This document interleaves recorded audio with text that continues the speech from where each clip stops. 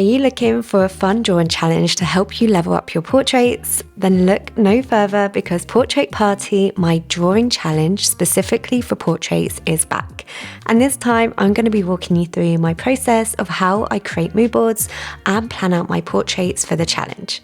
Drawing challenges not only help get those creative juices flowing, but they're a great way to build up your portfolio. Some of my best portraits from previous challenges have even gone on to be licensed out on book covers, magazines, and even on puzzles. So I can't wait to see what you create. If you want to join in on the fun, you can download the prompts, progress tracker, and free stamps below this video. For anyone who doesn't know how this challenge works, here are the rules. Create one portrait using 3 things listed on that day. So here's an example of how I incorporated the words fringe, zebra, and teal into this portrait. Use the hashtag Portrait Party and Charlie Clements on Instagram so I can find your beautiful work. You can use any medium you like, it doesn't have to be digital. It's all about having fun. I personally find it so much easier to come up with all of my concepts in 1 or 2 sittings, as it just takes away all the stress of trying to think of a new concept each day. To help you out, I've put together this fun progress tracker so you can easily plan out your sketches. So the words for my first day is braids, watermelon, and jewelry. So I'm just going to head over to Pinterest and head over to my saved pins. So I've created a portrait inspo as well as reference images, and I've linked this below this video in case you want some inspiration. And I want to look for a portrait or photo that I can base my main portrait on. And because the word is braids, I want to look for someone who has braids. So I pinned this portrait, and what I'm going to do is just click on that and I'm going to take a screenshot. So with my finger at the top and then with my finger at the top button here, I'm just going to click on those at the same time to create a screenshot. And I'm going to add this into my mood board later on. And now I want to look for watermelon as well. So I'll just head over to the search function. I'll type in watermelon, and then anything that I see that's inspiration, I'm just going to take a screenshot. So I really love this. So I'm just going to take a screenshot, go back and keep looking for inspiration. I also love how quirky and hand-drawn these are. This could be something that I could incorporate into my portrait, so I'm just going to screenshot that. So once you've got a little bit of inspiration, just go back, and I also want to have a look at some jewelry. So I'll just type in jewelry. I really love this shape for the earrings. So again, I'm just going to screenshot that. And the more you screenshot, the easier it's going to be to kind of mix and match and create a unique portrait.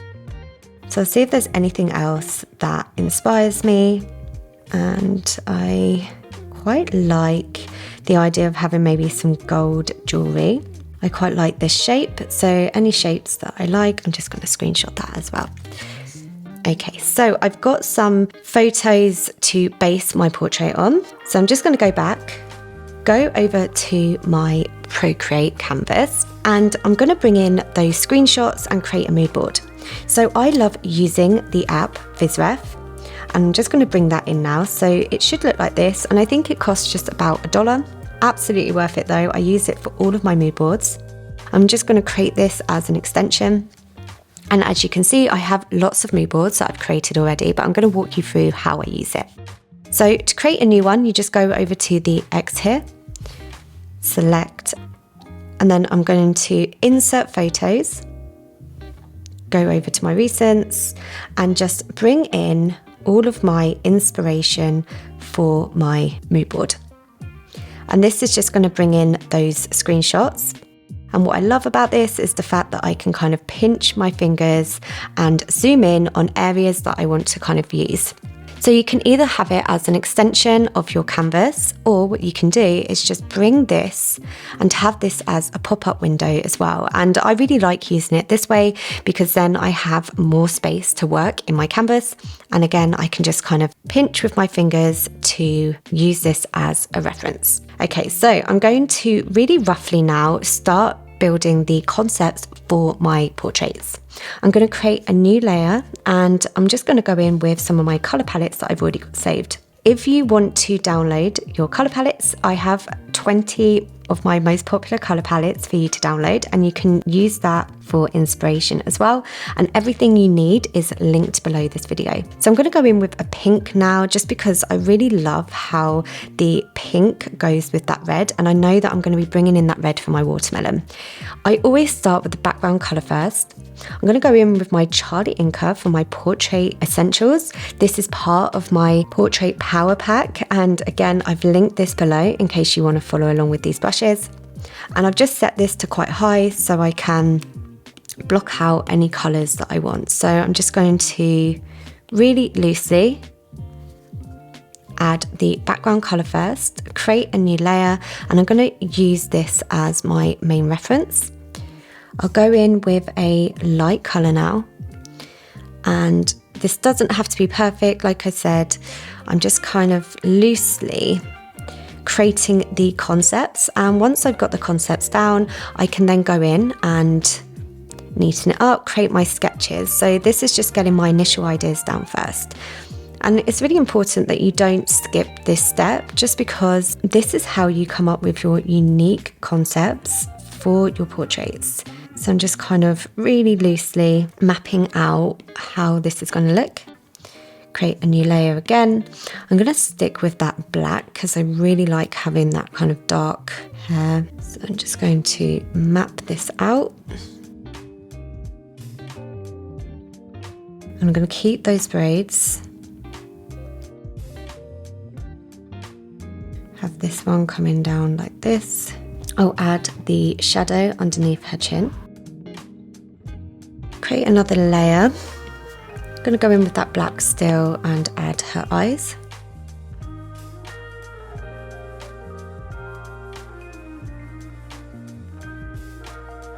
I'm trying to think now what colour top I want to go for. Again, I'll create a new layer and perhaps I'll go in with a red. So I'm kind of having a look at the colours here, and these like pinks and red go really nicely together. And I really love the idea of having these watermelon slices kind of like surrounding my character. So I want you to get inspired by different concepts that you found, and maybe I'll go in with this kind of bright red. And what I can do is kind of tie that red in with the lipstick. And let's see, maybe I could have these watermelon slices kind of surrounding her. So have them like this.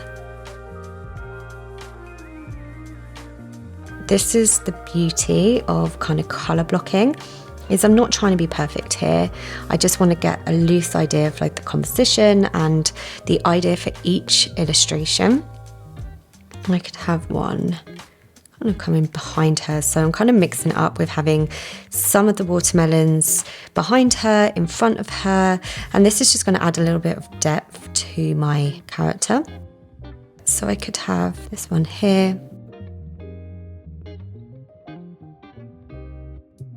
And I think that looks pretty good. I'll create a new layer and I'm going to go in with a nice green now.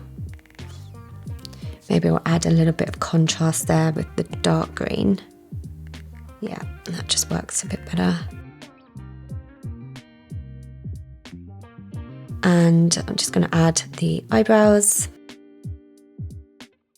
See, what colour could I do her top? So I'm looking at this yellow here, and maybe like a gold to go with her jewellery, because I know I want to have some gold jewellery. I could go for this gold here from my classic daisy. I'm going to just create a new layer above her torso. Okay, so I have my first concept created. It's time to do the same process with the second day. So the words are teal, disco and afro. So I'm just going to go back to Pinterest.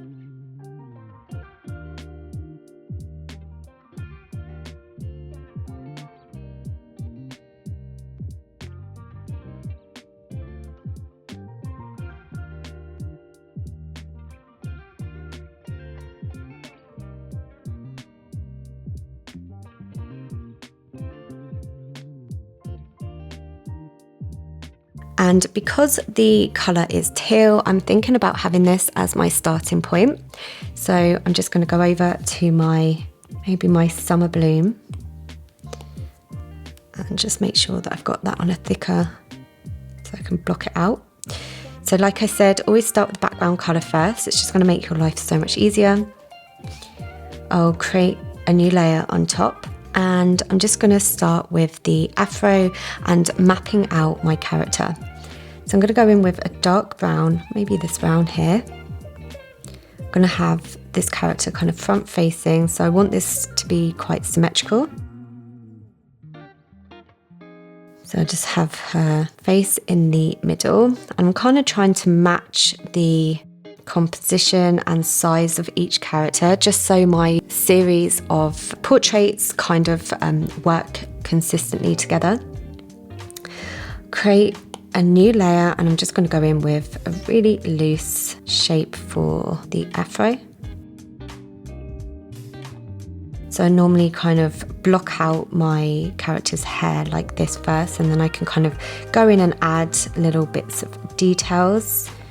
So I can kind of add some more curls afterwards. And then I'll create a new layer on top, and I'm not going to completely copy this image. I'm going to look for different colours that I can bring in. So a colour that goes really well with teal is orange, and this is a complementary colour. So if I just go over to the orange here, what I'll do quickly is just add the torso so I know what I'm working with. Create a new layer, go back to that orange. I'm going to kind of dress up my character. So I do love the idea of keeping this kind of retro shirt. And then I'm going to go in with maybe a cream. Could even have that blue shirt. Maybe I'll bring in a pink here. So I'm using the photo as inspiration, but I'm kind of mixing up the colours to match my preference. So this is something that you'll start to learn as you go and just get more used to picking colours. But like I said, you can always download my colour palettes as well. Okay, so I have this shirt, and what I'm gonna do is bring in a black. I quite like having that stripe. Okay, so I'm gonna add a shadow underneath that character's head, and then I'm gonna bring in the orange for the glasses. And then I'm gonna have this orange here. I've created this on a separate layer because what I want to do is actually bring down the opacity so my character's eyes are going to be shown. And I'll create a new layer and create the eyes. You can see that my character's eyes are kind of showing through the sunglasses here. I'm going to bring in a darker brown and just kind of map out really loosely my character's features. And again, it doesn't need to be perfect here. And the last thing I want to do is bring in these really cute disco balls. So I'm thinking, how can I do that? Maybe I could have some disco balls either side of her. Let's see how that looks. I could have them kind of one up here, one down there. And then always creating a new layer.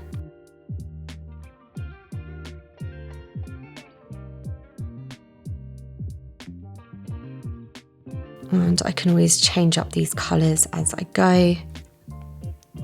So again, I'm always using a limited colour palette and seeing how I can like easily spread out these colours, just to create a little bit of balance in my illustration.